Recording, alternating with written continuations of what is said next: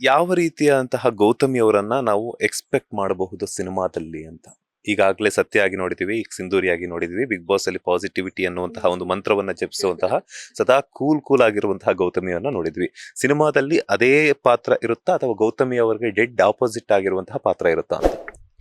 ಆ ನೆಕ್ಸ್ಟ್ ಪಾತ್ರನೂ ಹೌದು, ಅಥವಾ ನಾನು ಮುಂದೆ ಮಾಡುವಂತ ಯಾವುದೇ ಪಾತ್ರ ಹೌದು. ಹಿಂದೆ ಮಾಡಿಲ್ದೇ ಇರುವಂಥ ಪಾತ್ರಗಳನ್ನೇ ಚೂಸ್ ಮಾಡೋದಕ್ಕೆ ಇಷ್ಟಪಡ್ತೀನಿ. ಸೊ ದಟ್ ಆರ್ಟಿಸ್ಟ್ ಆಗಿ ನಾನು ಎವಾಲ್ವ್ ಆಗ್ಬೋದು. ಆ್ಯಂಡ್ ನನ್ನ ನೋಡೋ ಜನರಿಗೂ ಬೋರ್ ಆಗಲ್ಲ. ಅಟ್ಲೀಸ್ಟ್ ಬೇರೆ ಬೇರೆ ಪಾತ್ರದಲ್ಲಿ ನೋಡುವಂಥ ಮೊಮೆಂಟ್ಸ್ ಸಿಗುತ್ತೆ, ಅಥವಾ ನನಗೂ ಅದನ್ನು ಪರ್ಫಾರ್ಮ್ ಮಾಡುವಂಥ ಅವಕಾಶ ಸಿಗುತ್ತೆ. ಸೊ ನೆಕ್ಸ್ಟ್ ಬರುವಂಥ ಪಾತ್ರನೂ ಹಿಂದೆ ನಾನು ಯಾವುದೂ ಮಾಡಿರಲ್ಲ, ಅಥವಾ ಗೌತಮಿಯಾಗೂ ಇರಲ್ಲ. ಅದೊಂದು ವಿಭಿನ್ನವಾದ ಪಾತ್ರದಲ್ಲೇ ಕಾಣಿಸ್ಕೊತೀನಿ. ಅಗೇನ್ ಚಾಲೆಂಜಿಂಗ್ ಪಾತ್ರನೇ, ತುಂಬ ಒಳ್ಳೆ ಪಾತ್ರವಾಗಿ ಕಾಣಿಸ್ಕೊತೀನಿ. ಬಿಗ್ ಬಾಸ್ ಪೇಮೆಂಟ್ ಎಲ್ಲ ಕ್ಲಿಯರ್ ಆಯ್ತಾ? ಏನ್ ಮಾಡಿದ್ವಿ ಅಮೌಂಟ್ ನ ಅಂತ? ಬಿಗ್ ಬಾಸ್ ಪೇಮೆಂಟ್ ಹೌದು, ಎಲ್ಲರಿಗೂ ಕ್ಲಿಯರ್ ಆಗಿದೆ. ತುಂಬ ಬೇಗ ನೀಟಾಗಿ ಕ್ಲಿಯರ್ ಮಾಡಿದ್ರು. ಅದನ್ನ ತುಂಬ ಒಂದು ಒಳ್ಳೆ ಕೆಲಸಕ್ಕೆ ಉಪಯೋಗಿಸಿದ್ದೀನಿ. ಸೊ ಅದೊಂದು ಪರ್ಸ್ನಲ್ ಯೂಸ್ ಆದ್ರಿಂದ ಅದು ಹೇಳೋದಕ್ಕಾಗಲ್ಲ, ಬಟ್ ತುಂಬ ಒಳ್ಳೆ ಇದಕ್ಕೆ ಉಪಯೋಗಿಸಿದ್ದೀನಿ ಅನ್ನುವಂಥ ಖುಷಿ ಇದೆ. ನಿಮ್ಮ 3 ಜನ ಮಕ್ಕಳು ಹೇಗಿದ್ದಾರೆ? ಸೂಪರ್ ಆಗಿದ್ದಾರೆ. ಅವರಂತೂ ನನ್ನನ್ನು ತುಂಬಾ ಮಿಸ್ ಮಾಡ್ಕೋತಿದ್ರು ಅನ್ಸುತ್ತೆ. ಈಗ ಮನೇಲೇ ಇದೀನಲ್ಲ, ಆದಷ್ಟು ಹೊರಗಡೆ ಎಲ್ಲೂ ಹೋಗಲ್ಲ ನಾನು.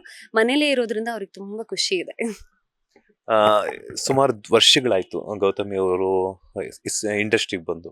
ಇಂಡಸ್ಟ್ರಿ ಅಂದ ತಕ್ಷಣ ನಟನೆಯನ್ನ ನಂಬ್ಕೊಂಡು ನಾವು ಬರ್ತೀವಿ, ಏನಾದ್ರೂ ಒಂದು ಸಾಧನೆ ಮಾಡಬೇಕು ಅಂತ ಹೇಳ್ಬಿಟ್ಟು.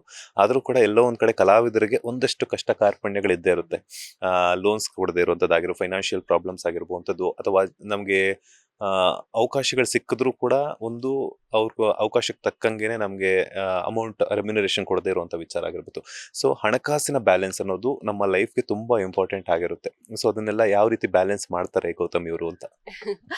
ದೇವರ ದಯೆಯಿಂದ ನನಗೆ ಗೊತ್ತಿಲ್ಲ. ಟಚ್ಡ್ ನನಗೆ ಯಾವತ್ತೇ ಈ ಕ್ರೆಡಿಟ್ಸ್ಗೆ ಹೋಗುವಂಥದ್ದಾಗಿರಬಹುದು, ಅಥವಾ ಮೇ ಬಿ ನನ್ನ ಹತ್ರ ಇಲ್ಲ ಅಂದರೆ ನಾನು ದೊಡ್ಡದು ಯಾವುದು ಯೋಚನೆ ಮಾಡೋದಕ್ಕೆ ಹೋಗಲ್ಲ. ಆ ಕಾರಣದಿಂದ ಆಗಿರಬಹುದು. ಕ್ರೆಡಿಟ್ ಅನ್ನೋ ವಿಚಾರಕ್ಕೆ ನಾನು ಯಾವತ್ತೂ ಕೈ ಹಾಕಿಲ್ಲ. ಕೋವಿಡ್ ಟೈಮ್ಸಲ್ಲೂ ಹೌದು, ನಾನು ನಂಬುವಂಥ ದೇವರಿಂದ ಇರಬಹುದು, ನಂಗೆ ₹1 ಯಾವತ್ತೂ ದಿನಕ್ಕೆ ಕಡಿಮೆ ಆಗಿದೆ ಅನ್ನೋ ಥರ ಆಗಿಲ್ಲ. ಟಚ್ಡ್. ಸೊ ಅಮ್ಮ ನನ್ನ ತುಂಬ ಚೆನ್ನಾಗಿ ನೋಡ್ಕೋತಿದ್ದಾರೆ. ಈ ರೆಮ್ಯುನರೇಷನ್ ಅಥವಾ ಆರ್ಟಿಸ್ಟ್ ಫೀಲ್ಡ್ ಅಂತ ತೊಗೊಂಡಾಗ್ಲೂ ನಾನು ಯಾವಾಗಲೂ ಹೇಳ್ತಿರ್ತೀನಿ, ನಾನು as an artist I am really blessed. ನನಗೆ ಅವಕಾಶಗಳು ತಾನಾಗೇ ಬಂತು. ಅದಕ್ಕೆ ತಕ್ಕನಾದಂಥ ರೆಮ್ಯುನರೇಷನ್ ಸಿಕ್ತಿತ್ತು. ಯಾವಾಗ ನಾನು ಆ್ಯಕ್ಟಿಂಗ್ ಶುರು ಮಾಡಿದ್ದು ನಾನು 16 ಇಯರ್ಸ್ ಇದ್ದಾಗ, 2011 ಫಸ್ಟ್ PU ಆಗಷ್ಟೇ ಫಸ್ಟ್ PU ಬಂದಿದ್ದೆ. ಸೊ ಆಗ ನಮಗೆ ಸ್ವಲ್ಪ ಸಿಕ್ಕಿದ್ರು ಖುಷಿನೇ, ಪಾಕೆಟ್ ಮನಿ ಸಿಕ್ಕಿದ್ರು ಖುಷಿನೇ. ಸೊ ಅವಾಗ್ಲಿಂದ ಇವಾಗಿನವರೆಗೂ I am earning, on and off ಇದ್ರೂ ಐ ಆಮ್ ಅರ್ನಿಂಗ್. ಆ್ಯಂಡ್ ಸ್ವಲ್ಪ ಸೇವಿಂಗ್ಸ್ ಎಲ್ಲ ಮಾಡ್ತೀನಿ. ಸೊ ಮೇ ಬಿ ಹಾಗಾಗಿ ಬ್ಯಾಲೆನ್ಸ್ಡ್ ಇದೆ. ಅದು ಬಿಟ್ಟು ಆ್ಯಕ್ಟಿಂಗ್ ಬಿಟ್ಟು ನನ್ನದೇ ಆದಂಥ ವನತೈಲಮ್ ಅಂತ ಒಂದು I have a small business. ಇನ್ಸ್ಟಾಗ್ರಾಮ್ನಲ್ಲಿ ಅದನ್ನು ಇದು ಮಾಡ್ತಿರ್ತೀನಿ. ಅದ್ರ ಮೂಲಕ ಇರಬಹುದು, ತಾನಾಗಿ ಹೆಂಗೋ ಆಗ್ಬಿಡುತ್ತೆ ದೇವ್ರ ದಯದಿಂದ ಅಂತ ಅನ್ಸುತ್ತೆ. ಈ ವನತೈಲಮ್ ಅನ್ನೋದು hair oil? Hair oil actually. Vanathailam ಅಂದರೆ ವನ ಅಂದ ತಕ್ಷಣ ಅಗೇನ್ ವನದುರ್ಗೆ, ನಾನು ಪೂಜಿಸುವಂಥ ತಾಯಿ.